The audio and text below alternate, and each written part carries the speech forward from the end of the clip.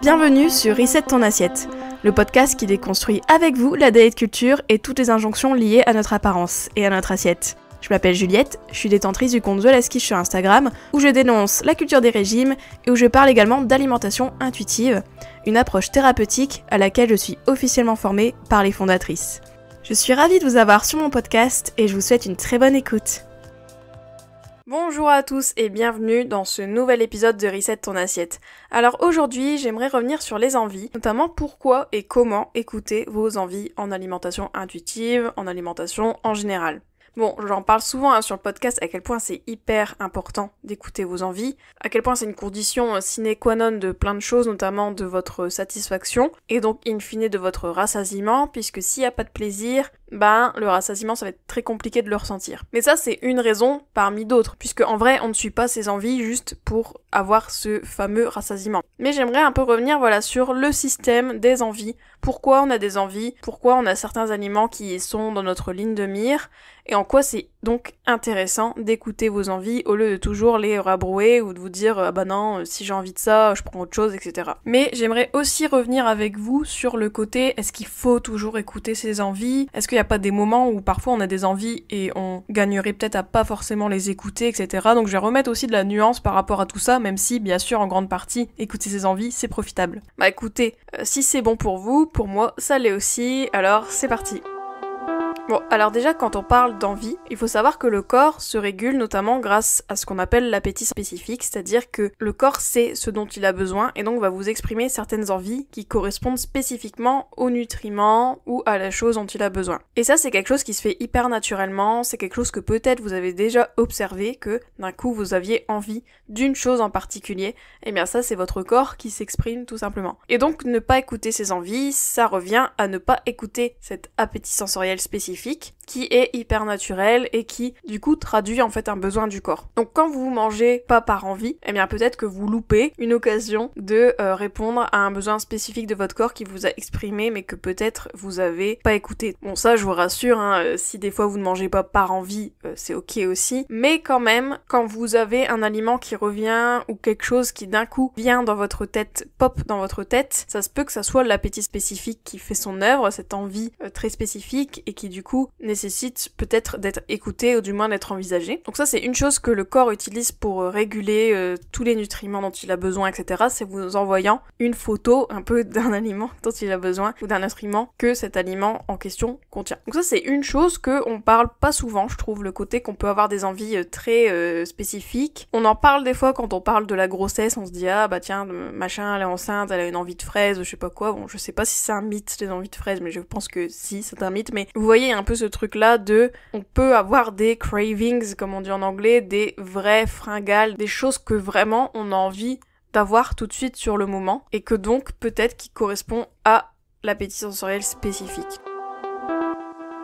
Ensuite, autre raison d'écouter ses envies, c'est que il y a aussi un autre phénomène que j'ai pas trop expliqué dans le podcast, j'ai pas utilisé le terme, on va dire, en alimentation intuitive, mais je pense en avoir parlé brièvement. C'est ce qu'on appelle le concept de phantom food. Et alors phantom food, c'est quand on va manger des choses qui ne vont pas vraiment nous satisfaire. Par exemple, on va manger des choses healthy alors qu'en fait on voulait autre chose. Typiquement, exemple, vous avez envie de chocolat, vous allez prendre un yaourt parce que le yaourt c'est mieux, etc. entre guillemets. Donc vous n'allez pas manger le chocolat, donc vous n'allez pas écouter votre envie de chocolat. Et donc, en fait, ce qui va se passer, c'est que votre corps, votre mental aussi, les deux en même temps, ils ont pas eu trop ce qu'ils voulaient. Et donc, vous allez vous retrouver dans une boucle où peut-être vous allez chercher le plaisir, la nourriture qui aurait dû combler vos besoins. Et en fait, c'est un phantom food puisque cette nourriture fantôme que vous avez mangée, pour votre corps, elle compte pas trop. Parce que, en fait, c'est comme si vous n'avez rien mangé puisque c'était pas vraiment ce que votre corps voulait. Donc, typiquement, si on revient à l'exemple du yaourt, peut-être vous n'allez pas manger le chocolat, vous allez préférer le yaourt. Eh bien, vous allez peut-être manger un yaourt, une tartine de pain, un fruit, etc. Parce qu'en fait, vous n'allez jamais être contenté ou satisfaite l'assiette, et pour peut-être au final manger le fameux chocolat. Donc à quoi bon quand on voit tout ça, on se dit bon, ça sert à rien. Mais il faut savoir que le corps, c'est beaucoup comme ça qu'il marche, hein. C'est-à-dire que si vous lui donnez pas exactement ce dont il avait envie, que ce soit physiquement, donc avec l'appétit sensoriel spécifique par exemple, ou bien émotionnellement, c'est-à-dire que si vous aviez envie de chocolat et que c'était vraiment ça dont vous avez envie et vous le saviez au fond de vous, eh bien vous aurez beau le nourrir avec d'autres choses, ça ne marche pas en fait. Et on parle aussi de phantom fullness, ça c'est quand vous mangez des choses qui sur le papier vous rassasient mais qui ne vous rassasient pas vraiment. Typiquement vous allez manger une salade alors que vous aviez envie du burger au restaurant, eh bien vous avez beau manger votre salade etc, et peut-être qu'elle est très bonne etc, eh bien si c'était le burger dont vous aviez envie, peut-être que d'une certaine façon vous êtes rassasié de la salade, mais en réalité ce rassasiement est fantôme puisqu'à la base c'était autre chose dont vous aviez envie, pas, et que vous avez réprimé par exemple. Et en fait, ce qui est hyper important aussi à comprendre avec les envies, c'est que les envies, c'est pas que physique en fait, parce que souvent il y a des gens, tout le secteur là de la nutrition, la sphère nutrition, etc. Ils voient l'alimentation comme un truc hyper mécanique, hyper fonctionnel, du type ok alors le matin je mange le porridge avec le carré de chocolat et 3 amandes, ensuite le midi je mange la dinde avec le brocoli, etc. Mais ça occulte une grosse partie de notre comportement alimentaire et de notre organisme, c'est que, on s'en fout en fait de ton plan alimentaire que t'as marqué que tu vas manger ça, parce que le corps, lui, il a des envies, il a des besoins, etc. Et quand on suit un plan comme ça, on a beau, sur le papier, donner des calories à notre corps, donner peut-être ce dont il a besoin parce que, soi-disant, il a besoin de X grammes de ceci, X grammes de cela, peut-être. Mais en soi, est-ce que c'est ça dont tu as envie? Pas forcément. Et c'est pour ça qu'il y a beaucoup de gens qui ne comprennent pas un peu ce qui leur arrive quand ils font des rééquilibrages alimentaires, c'est que sur le papier, ils mangent des choses, et ils disent souvent d'ailleurs, bah non, moi je me prive pas, hein, je mange, etc. Et que oui, peut-être que la personne en question, peut-être que vous mangez, mais au final, si c'était pas ce dont vous aviez envie et besoin, et ce besoin il peut être physique, mais il peut être aussi émotionnel, hein, parce qu'on est des êtres humains qui mangeons de manière émotionnelle, de manière très naturelle, eh bien, ça ne marchera pas. Votre corps, c'est comme si vous lui faites un affront, en fait, en lui donnant ce plan-là, très mécanique, très fonctionnel, très froid, très aseptisé, alors que lui, il a des envies, il a des besoins. Et des fois, bah oui, il a des envies aussi émotionnelles. Et donc, quand on mange pas que pour des raisons mécaniques, on mange aussi pour des raisons émotionnelles, en fait. Notamment, vous allez manger des nutriments, etc. C'est une chose, mais peut-être que vous mangez aussi un souvenir, vous mangez des goûts que vous aimez, vous mangez des saveurs que vous aimez, vous mangez des plats que vous aimez tout simplement, en fait. C'est ça aussi, ce qu'on mange. Ce qu'on mange, c'est pas juste des nutriments, c'est aussi toute une dimension affective, émotionnelle, de connexion, etc.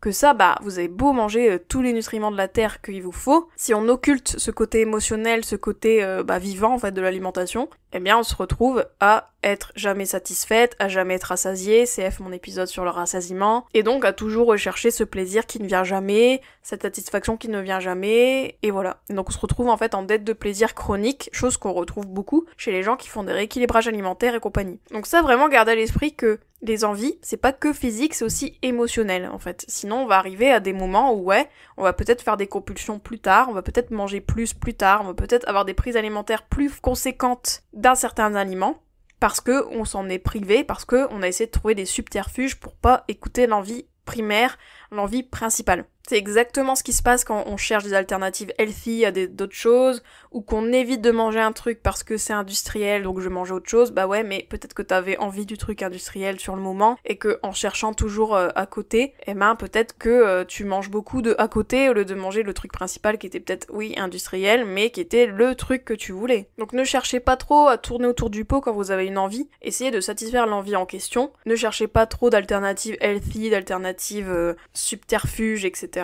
Ça marche très peu, et on peut le voir de toute manière quand on observe les compulsions, etc. que certaines personnes ont, ou des prises alimentaires où elles mangent beaucoup d'une certaine chose, ou que ces personnes ont l'impression d'être addicts. Typiquement, les gens qui se restreignent de produits sucrés, ils ont ces réactions de manger beaucoup de ces produits sucrés-là, parce que ils ont tué leur envie principale qui était le produit sucré, en fait. Et à chaque fois, ils ont essayé de botter en touche et de prendre d'autres choses, mais ça marche peut-être sur le court terme, mais à moyen long terme, ça fait un effet boomerang. Voilà, c'est le fameux effet boomerang ou le pendule, comme on dit dans le comportement alimentaire, c'est-à-dire que on se restreint, Donc on tire le pendule vers la gauche, mais au moment où on lâche le pendule va vers la droite, et donc c'est là où on a la compulsion, ou du moins une prise alimentaire qui est très avide, très rapide, et qui nous déroute, sans forcément tout étiqueter comme une compulsion, mais juste des moments où on va manger beaucoup plus d'une chose. Peut-être qu'il y a eu ce côté...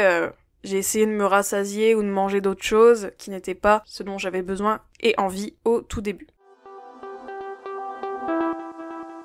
Et vraiment le côté émotionnel, je le redis, parce que c'est hyper important quand on parle des envies, qui est aussi une bonne raison pour écouter ses envies, c'est que les envies de manger qu'on a, qui semblent ne pas être un besoin physique mais un besoin émotionnel, typiquement je sais pas, vous avez un peu la flemme de bosser, vous avez envie de manger un petit peu de chocolat avant de vous y remettre, etc. Ou vous êtes toute seule, tiens, vous allez manger un petit truc parce que vous ennuyez, ou peut-être que voilà, il y a un petit truc qui vous a agacé, ou j'en sais rien. Tout ça c'est hyper naturel en fait, parce que l'alimentation, elle a cette fonction de régulation émotionnelle, et d'ailleurs il y a pas longtemps j'ai fait un atelier sur l'alimentation intuitive, et j'ai parlé de cette fonction-là, en fait, j'ai dit l'alimentation, elle a cette fonction de régulation émotionnelle. Et je me souviens, il y a une femme du coup qui était là, et qui m'a entendu dire ça, et qui m'a dit punaise c'est hyper intéressant, parce qu'en fait, moi j'avais pas conscience que c'était normal en fait, et que les émotions pouvaient se réguler de cette façon-là. Et c'est vrai, puisque en réalité on en parle très peu, je trouve, de cette fonction-là de régulation émotionnelle, que l'alimentation elle sert à réguler nos émotions. Le problème c'est quand on utilise trop ce moyen-là, que ça devient une souffrance, que du coup on développe ce qu'on appelle une alimentation émotionnelle dysfonctionnelle. Mais si on appelle ça dysfonctionnel, ça montre bien qu'il y a une alimentation émotionnelle fonctionnelle, qui est de juste manger parfois par émotion, sans que ça soit pathologique, mais juste parce que ça nous a aidés en fait, et ça nous aide. En fait, si on parle purement comportement alimentaire, tout acte qu'on fait, toute chose qu'on mange, etc., souvent ça a une fonction en fait, même si des fois on a du mal à comprendre pourquoi on fait telle chose, pourquoi on mange telle chose, pourquoi on mange de telle ou telle manière. Ce qui est toujours intéressant de enquêter, et ce que je fais aussi en accompagnement, c'est d'enquêter sur la fonction en fait du truc, et aussi de se dire pourquoi ça me dérange aussi, grande question, parce que ça arrive des fois, j'ai des clientes qui me disent je sais pas pourquoi, le soir, je mange toujours un petit truc sucré quand je suis devant la télé, etc. Et en fait quand on creuse, on se dit oui mais c'est quoi qui est gênant en fait dans le truc? Est-ce que c'est parce qu'on a des croyances sur le sucré, et qui du coup nous titillent un peu et nous font croire qu'on fait un truc mauvais? Ou est-ce que c'est juste quelque chose qui rend le moment plus sympa, qui fait qu'on finit la journée sur une note assez cool, qui participe à un bon moment avec son mari, avec son conjoint, sa conjointe, etc., sa famille, que sais-je, ou même toute seule, devant une série, etc. Vous voyez, il y a aussi ce truc-là, des envies et des envies émotionnelles, puisque il y a quelque chose que j'aime bien dire aussi, rappeler, c'est que les envies émotionnelles de manger, ça peut être aussi des exhaustrices de bons moments, au final, toutes ces envies. Puisque des fois, en fait, on aime bien se poser devant la télé, avec un peu de chocolat. Ok, c'est quoi le mal là-dedans en fait? Y a quoi de répréhensible à faire ça? Y a rien du tout. C'est souvent parce que nous, on a des croyances, on pense que c'est du trop, etc. dans notre alimentation, alors que non, en fait, c'est juste que cette prise alimentaire a une fonction, et que démanteler cette prise alimentaire parce que on pense faire mal, etc., c'est dommage, parce que elle avait une fonction, et tant qu'elle est pas dysfonctionnelle / source de souffrance tangible, en vrai, qu'est-ce qui gêne? Voilà. Donc en tout cas, c'est toujours hyper intéressant de comprendre que l'alimentation a cette fonction de régulation émotionnelle, et donc les envies aussi. Donc quand vous avez une envie de manger, ne réfrénez pas cette envie, puisque voilà, qu'elle soit physique, émotionnelle, etc., elle répond à un besoin, elle répond à une fonction, elle répond à quelque chose, et elle n'est pas à condamner, pas du tout. Après, je sais, quand on parle d'envie, des fois il y a toujours ce truc de se dire, des fois moi j'ai envie, mais c'est parce que je vois quelque chose, je vois quelqu'un manger, etc. Et donc ça me donne envie, notamment de manger ce que la personne mange. Et moi je dirais, les envies, oui en effet on peut avoir des envies parce qu'on voit des choses. C'est des triggers, ça déclenche des envies de manger. Notamment si on a faim. Si on a faim et qu'on voit quelqu'un manger quelque chose, comme par hasard, on va avoir envie du truc qu'il est en train de manger. Et ça, faut savoir que c'est hyper naturel, en fait. C'est comme si votre corps, il a faim. Du coup, lui, tout ce qu'il voit, tout ce qu'il fait, c'est scanner s'il y a de la nourriture dans le coin. Et donc, souvent, il va jeter son dévolu sur le truc vu peut-être à la télé, ou vu ou senti dans la pièce, etc. Sans forcément que c'est ça dont il a vraiment envie, au final. mais c'est parce que lui il cherche le raccourci d'une certaine façon. Et puis comme on est titillé par nos sens, faut savoir aussi que l'alimentation c'est aussi une question de sens en fait. Si on sent un bon truc, on va peut-être avoir envie de manger le dit truc. Je sais pas, par exemple vous allez vous promener, vous sentez l'odeur de la viennoiserie, de la boulangerie, et ben peut-être que comme par hasard vous avez envie d'un croissant. Et ça c'est pas forcément mal en fait d'être un peu titillé par certaines odeurs, certaines visions, etc. C'est pas quelque chose de répréhensible non plus. Par contre, c'est intéressant de se demander, est-ce que c'est ça dont j'avais vraiment envie? Est-ce que si je pense à carrément autre chose, j'aurais envie de cette autre chose? Par exemple, je sais pas, vous avez envie d'un croissant, ok, si j'ai envie, je le prends. Mais est-ce que c'est parce que j'ai faim et qu'en fait, peut-être que manger un autre repas ou un autre aliment, peut-être que ça me ferait tout autant plaisir, mais c'est juste que là, il y a eu ce déclencheur-là, mais que peut-être j'ai envie d'autres choses aussi, en fait. C'est parce que mon environnement m'a un peu favorisé cette envie. Et donc, ce qui est intéressant de voir, c'est peut-être si cette envie persiste, et dans ce cas-là, si elle persiste et que vraiment vous avez envie, vous imaginez manger le croissant, être super content, etc., mangez-le, votre croissant, en fait. Le but, là, ce que je vous dis, c'est pas de toujours questionner toutes vos envies, mais plutôt de vous demander, ok, en fait là, est-ce que j'ai envie du truc qui m'est présenté parce que mon cerveau il fait un gros raccourci et il a faim, il a envie de manger, du coup il me met ça en tête parce qu'il se dit regarde c'est là, vas-y prends-le. Ou est-ce que vous gagnerez pas à peut-être manger un truc plus complet, etc., un repas plus posé par exemple, ou un goûter différent, un truc qui a peut-être plus vous rassasier, quelque chose qui va vous donner plus d'énergie, que sais-je, tout dépend en fait de ce que vous voulez, et qui peut-être vous fait aussi envie à juste titre, mais c'est juste que vous avez pas eu le temps de vous poser et de vous poser la question, ok, de quoi j'ai vraiment envie, et où on en est niveau faim, quoi. Parce que des fois on a très faim, et du coup on a l'impression qu'on pourrait manger un peu tout ce qu'il y a sous la main, en fait, on a un peu cette impression-là, qui est pas fausse en vrai, mais donc voilà, des fois, on peut aussi choisir de pas écouter son envie et de différer notre repas, ou de dire ok, en fait là je sais que j'ai cette envie-là, mais je sens que si je mange un repas plus complet par exemple, je sais que il me fera tout autant plaisir. Voilà. Il y a un arbitrage à faire en fait des fois par rapport à certaines envies. Mais encore une fois, vous êtes maître de votre bateau, si vous avez envie d'une chose comme je vous disais avec le croissant, que vous imaginez le manger, que vraiment vous savez que c'est ça dont vous avez envie, pas besoin de chercher autre chose, mais juste des fois faut se poser la question de se dire est-ce que là j'ai envie du truc parce qu'il m'est présenté sous la main, ou est-ce que j'ai pas plutôt envie d'autre chose, ou la chose que j'avais prévue par exemple, etc. Après, soyez spontané, je vous dis pas de pas être spontané, mais voilà, petite chose à garder en tête si vous avez l'impression des fois de jamais avoir envie de vos Tupperware et avoir toujours envie de manger les trucs qu'ont les gens, ou le truc que vous avez vu. Après, ça peut être un indicateur que peut-être vous attendez d'avoir trop faim, ou que peut-être vous vous restreignez de la chose en question, c'est possible aussi. Et même au-delà du fait que vous avez envie d'une chose parce que vous l'avez vue, en général, ce qui est bien quand on a une envie, c'est se demander, ok, si je mange la chose dont j'ai envie là sur le moment, est-ce que ça va me faire me sentir bien? Typiquement, par exemple, vous êtes à un resto, vous lisez la carte, vous voyez qu'il y a un truc qui vous plaît, comme, on va reprendre l'exemple du Welsh à chaque fois, ou un truc lourd qui vous plaît, en fait, ça vous donne envie, vous salivez un petit peu en lisant ça. Par contre, si vous savez que après vous avez des réunions, ou que cet après-midi vous avez besoin d'être concentré, etc., même si vous avez envie initialement de la chose en question que vous avez lue, peut-être que ça sera pas le meilleur choix pour vous. Donc encore une fois, l'alimentation intuitive, il y a un arbitrage à faire entre les envies, les réactions du corps un peu à chaud, on va dire, l'instinct, on va dire, et le mental qui va un peu raisonner le truc en disant non, il faut pas que tu manges ça, etc., mais plutôt se dire ok, t'as envie de ça, ok peut-être, mais est-ce qu'il y a pas autre chose qui peut te donner envie et en même temps qui va te faire te sentir comme tu veux l'être dans quelques heures? Voilà, typiquement, vous êtes à un resto, donc comme je vous disais, si on reprend l'exemple du resto, il y a peut-être un truc qui vous donne envie, ok, peut-être à 100%, par contre il y a un truc à 80% qui vous donne envie quand même, à 80%, mais que ce truc à 80%, il est pas à 100%, mais il va vous faire vous sentir mieux, il va vous faire vous sentir peut-être plus énergique cet après-midi, et donc bingo, parce que ça correspond du coup à vos envies, et à votre arbitrage mental, qui est de dire ok, on mange ce qu'on veut, et on mange selon nos envies, d'accord, mais des fois il y a des envies qui sont quand même plus intéressantes sur d'autres plans, et qui du coup peuvent être écoutées à juste titre, même si cette envie numéro 2, elle a 80% et que l'autre elle a 100%, mais bon, voilà, il y a des choses un peu à revoir. C'est pour ça que l'alimentation intuitive, c'est pas que manger tout le temps ce qu'on veut, etc. C'est aussi un petit arbitrage de temps en temps à faire, même si bien sûr on est guidé par nos envies, et heureusement, mais quand même, voilà. Il y a toujours un petit juste milieu, un petit équilibre à trouver, des petites nuances, comme d'habitude. En tout cas, sachez que les envies, donc c'est intéressant de les écouter, comme je vous disais, parce que le rassasiement, la condition c'est d'avoir du plaisir, et donc écouter ses envies c'est hyper important pour être rassasié. Pour ça je vous invite à écouter l'épisode sur le rassasiement, j'en parle aussi. du plaisir. Il y a aussi le côté appétit sensoriel spécifique que je vous avais dit, comme quoi le corps il sait dont il a besoin, il a cette intelligence-là de nous le communiquer via des envies spécifiques à garder en tête. Ensuite je vous ai expliqué aussi le concept de phantom food, comme quoi des fois on va pas écouter nos envies, on va manger des choses qui nous font pas vraiment envie parce que c'est healthy, etc. Mais qu'en fait du coup on va se retrouver à manger beaucoup de la chose dont on s'est restreint, ou bien on va manger de manière compulsive après, etc.